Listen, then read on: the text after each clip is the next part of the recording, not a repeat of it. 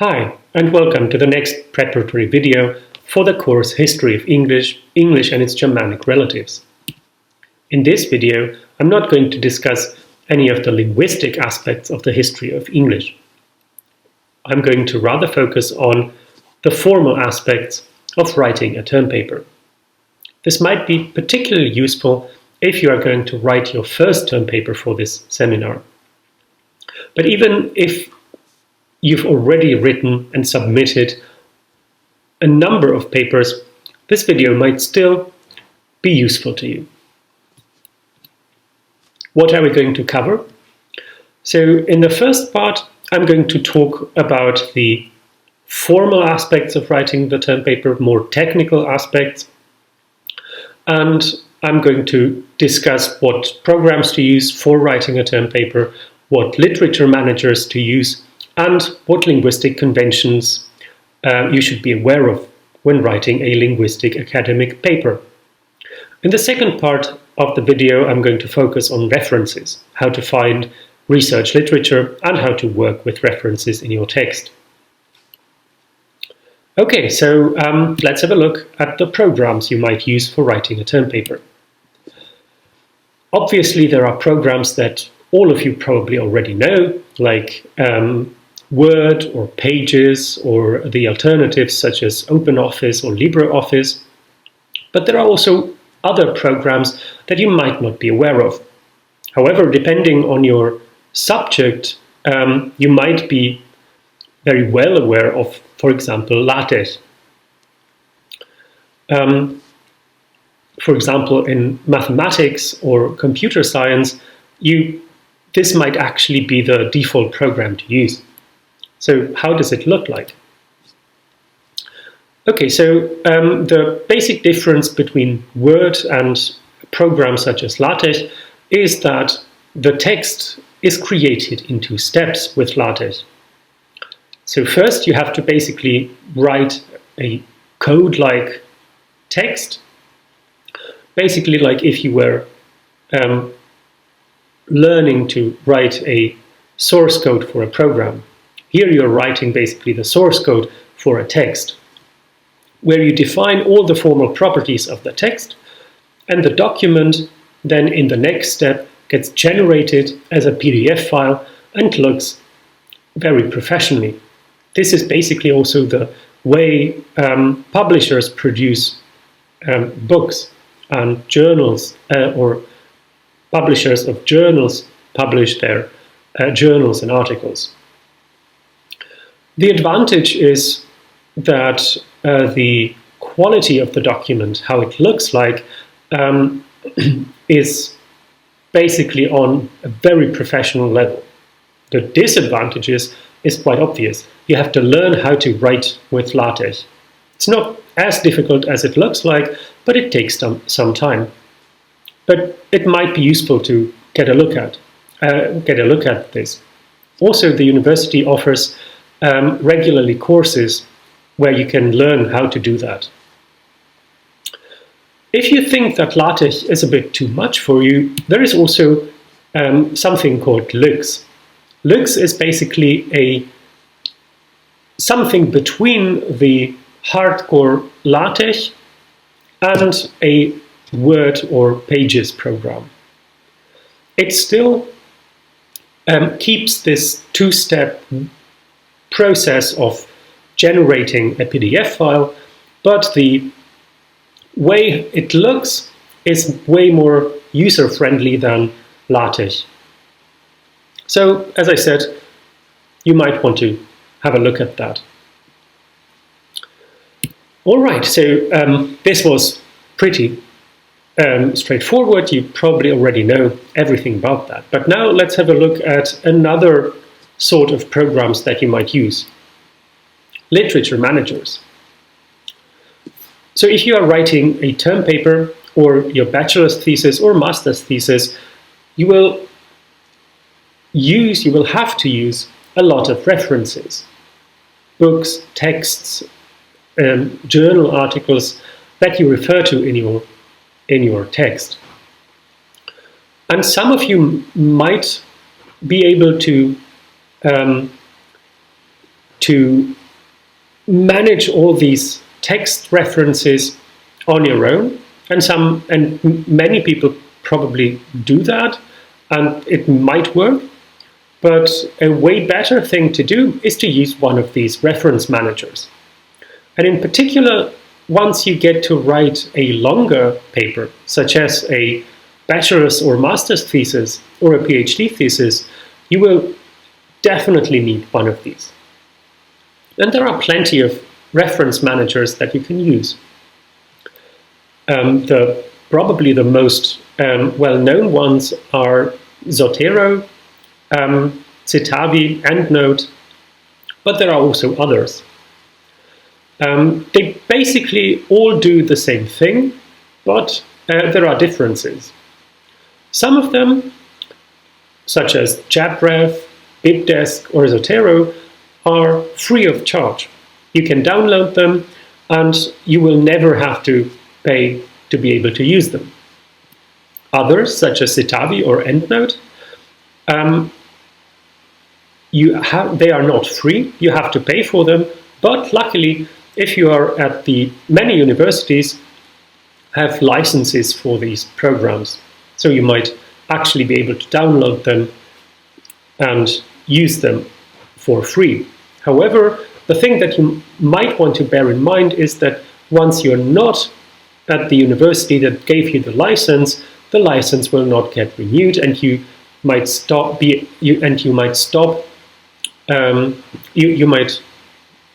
lose your access to these programs. And then a third group of these programs, such as, for example, Mendeley, is universities not always have the license for this program, and you might want to, or you might need to pay something in order to be able to use this program. I personally would definitely suggest to use one of the free programs, such as Zotero, because with that you will never have the problem of losing the license or having to pay, and it's also an open source program, so that the community using it is also developing it further. This might be a problem if you have a closed program such as Mendeley, where the company developing it might actually decide one day to stop updating the program, or to stop supporting a specific operating system such as Mac OS or Microsoft Windows. Okay. Using a reference manager is really quite easy. If you don't know how this works, basically here I'm using, as I said, the example of Zotero. Once you download and install the program, it will get integrated into, for example, in this case, into your Word program, and every time you want to add a reference to a certain text, you click on Add a Citation. You will pick the text that you want to refer to from your library, and tada, the reference appears in your text. You might, of course, also change and edit the way the reference looks like, right? So that, and you will always see that this is a reference. At the end of the document, once you are finished, you can then generate the list of references. Again, just as simple as adding a citation. You will click on another button and add the whole bibliography, list of references. By doing that, and by not, you will be sure that all of the references that you have used in the text will also appear in the on the list of references. Because sometimes it might happen that you forgot that you actually cited a text somewhere in a footnote on page 13, and doing that is not something you might want to do in a term paper, because all of the references that you use in a text should also appear in the bibliography. Okay, now let's have a look at the linguistic conventions. So what to bear in mind when you write a linguistic term paper. This is particularly important if you only have experience with writing term papers in other fields, because some of these conventions are really important and get regularly used in linguistic texts, but might not be familiar to people only now, having written term papers in other areas. Okay, so now let's have a look at what, for example, the use of italics in linguistic text means. Italics is used for meta-discourse if you want to write about an expression. So, for example, the sentence here, the word cat is a noun. The noun cat is here in italics, meaning we are talking about that particular noun.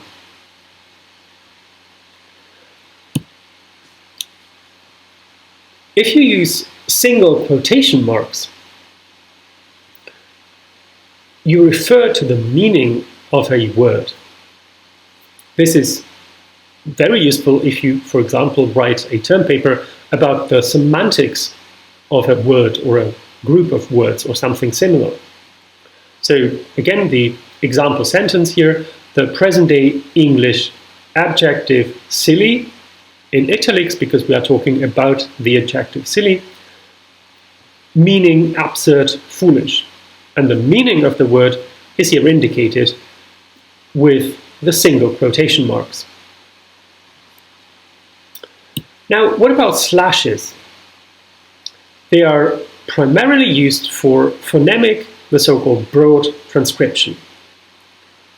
So that we might write something like the following: cats in italics because we talk about that word, the meaning, domesticated mammal, and then the way how the word is pronounced, cats.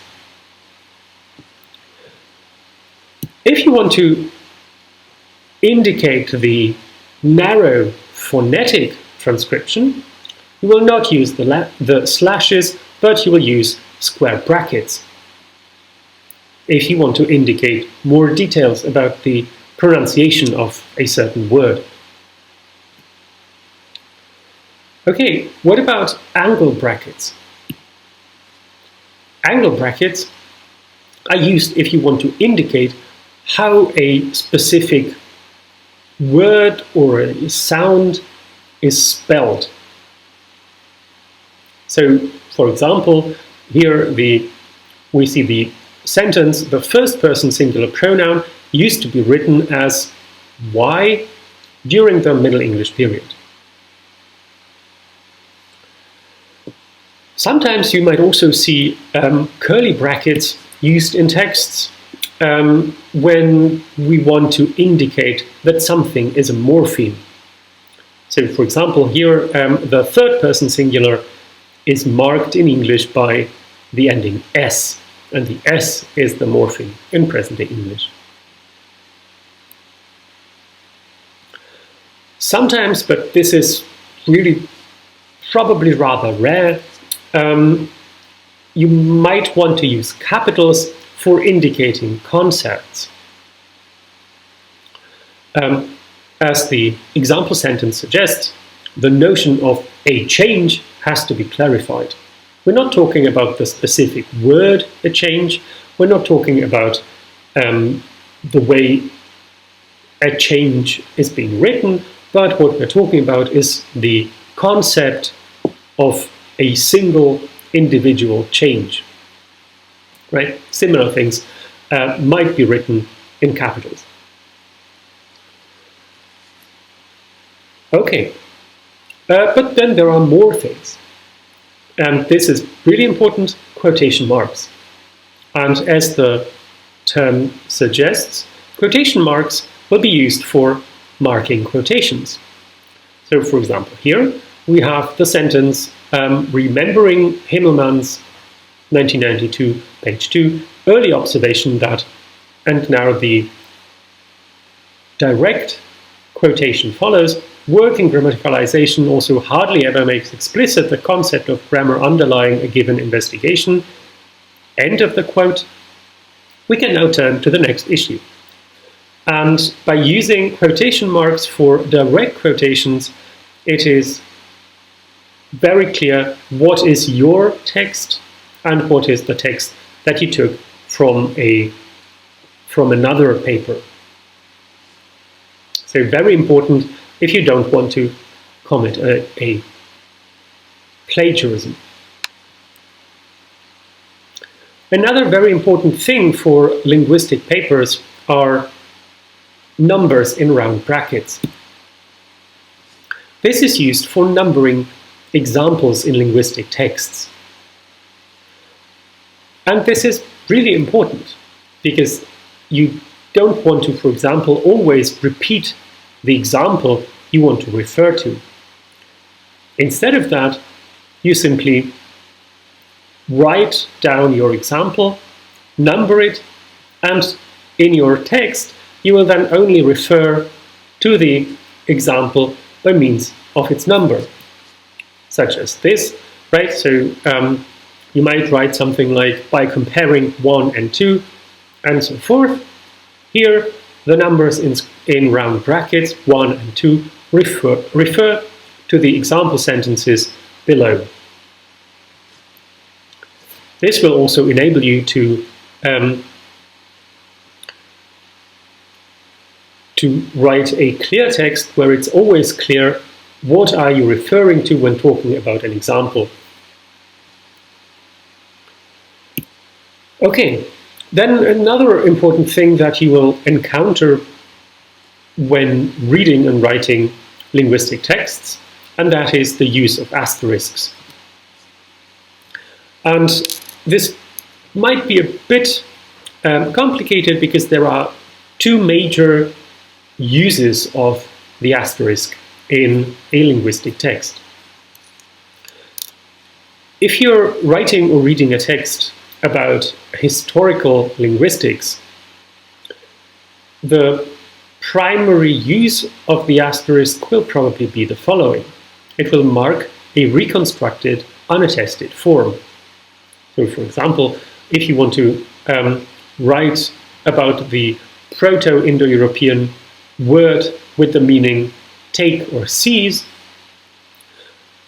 you will use the asterisk in front of the word, which means we don't have any direct evidence of the word, but we have reasons to believe that this was the form of the word in Proto-Indo-European.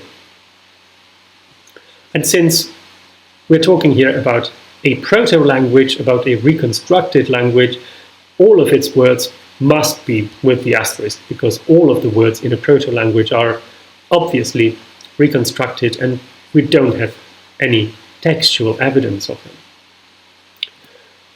Another use of the asterisk then is to mark an ungrammatical or problematic form. So, for example, if someone writes something like, can I has that, instead of can I have that, you might want to use the asterisk to signal that you are aware of the fact that can I has is not the correct form. There are also other variants of that to indicate the different degree of ungrammaticality or to indicate how problematic a given form is. So you might want to, for example, use the question mark to indicate that you are not certain whether the form is grammatical or not, or similar degrees. Not all of these marks are standardized, but the asterisk to signal ungrammaticality is something that every linguist will recognize. Okay, now we're through with the conventions. Let's have a look at references and how to find literature. So, obviously, there are physical copies of books and journals in the libraries or bookstores, right?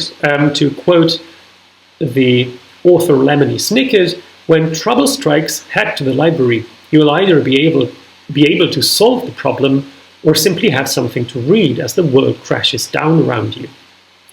So, if you start writing a term paper, the first thing you should do is to go to the library. Have a look at the books and articles that have already been written about your topic.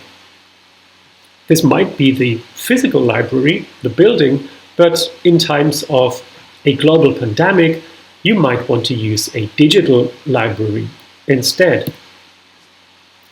The thing is, however, that digital copies of books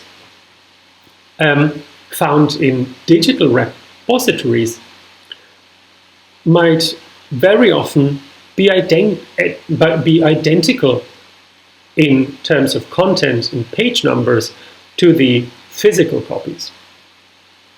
So not everything that is digital is also an online source. When I talk about digital copies and digital repositories, there are many of them. Some publishing houses publish their books and articles as open access, meaning that everybody can freely access the texts, download the texts, and work with them. But some of the digital copies, some of the digital books and articles are behind a paywall. This paywall might sometimes be overcome by using the university access, since the university and the university library very often pays tons of euros to access these texts, but sometimes this is not possible. And in these cases, you might want to, I'm not going to encourage you to do this, but it's very useful to be aware that also not so legal repositories exist online, and that they might be very useful for you. It's not really illegal. Many academics use these, and as I said, you should be aware of the fact that they exist. Two of the largest are Library Genesis and Sci-Hub. Sci-Hub will allow you to find articles by means of the DOI number, the digital object indicator. Library Genesis will allow you to download PDFs and other digital formats of whole books. And then there's this topic that I already briefly addressed, and that's internet sources. And I mean real internet sources, because as I said, a digital copy of a book is not an internet source. So if you read a digital text, it doesn't mean that you have to cite the website where you accessed that. Because very often the digital copy of a book is not an internet source, but simply a different way of accessing a book. Internet sources would be really texts that only exist online, on websites, blogs, or something like that. So once again, if you find a book on Google Books, and it also has a physical version, this is not an internet source.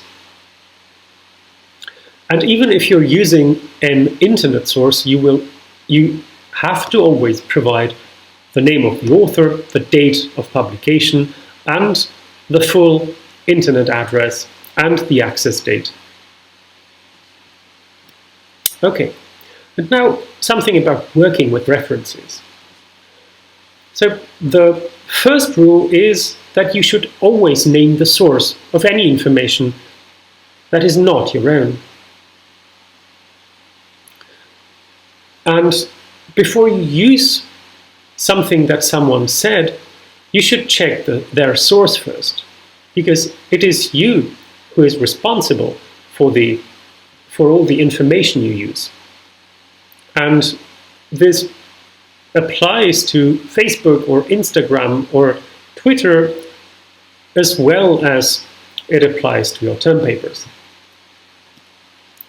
Right? So the fact that something is written somewhere doesn't mean that this is true and that you have to copy it.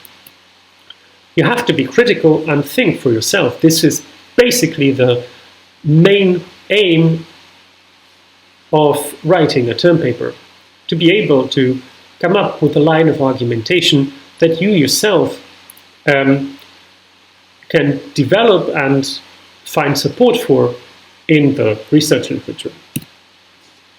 And to again quote the author Lemony Snicket, this time from the book White Window, the King of Denmark can order business cards that say he sells golf balls. Your dentist can order business cards that say she is your grandmother. In order to escape from the castle of an enemy of mine, I once had cards printed that said I was an admiral of the French Navy. Just because something is typed, whether it is typed on a business card or typed in a newspaper or book, this does not mean it is true. And this definitely also applies to research literature. The fact that something got published, or that some old professor wrote something 50 years ago, this doesn't mean that this necessarily have to be true. It might be true, but it's up to you whether you want to share the opinion or think for yourself.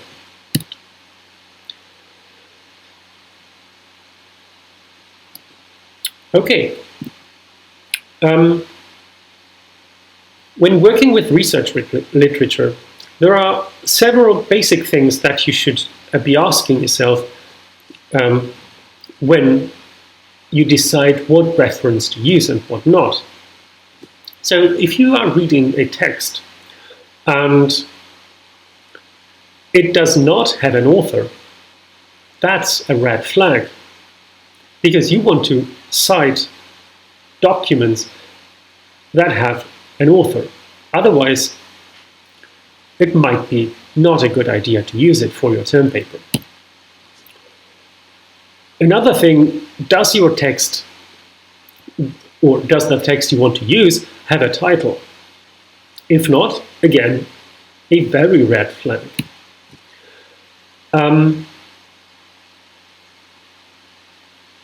Does the text that you want to use refer to other texts?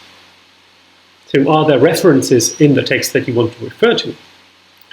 If not, again, it might not be, sometimes this might not be problematic, but sometimes this is a, again, red flag.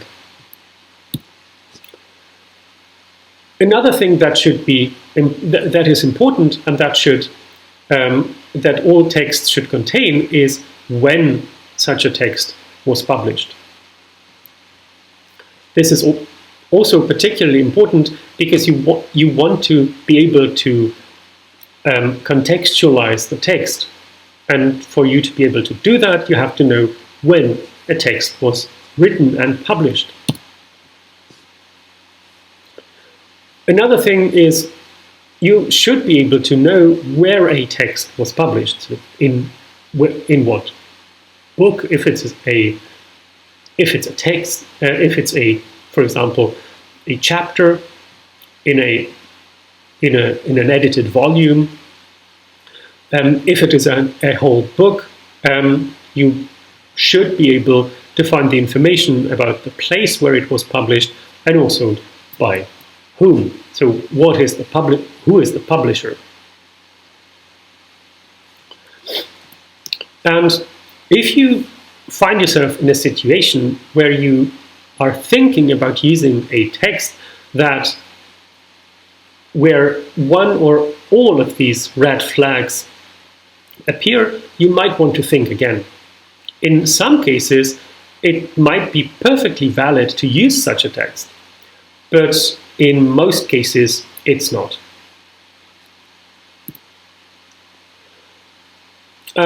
Before you hand in your term paper, I would want to ask you to check the Blackboard folder called Term Paper Guide.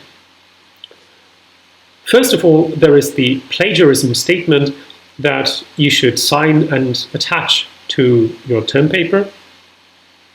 Then there is also the document called Term Paper Guidelines, containing the do's and don'ts and how-tos of writing a term paper. Basically, a compressed version of this video. Then there is a checklist, which tells you what things you should check one last time before submitting the paper to me. And another important thing is there is a sort of default list of evaluation criteria that I am going to use when assessing your term papers. That was that. Thank you for watching and see you soon.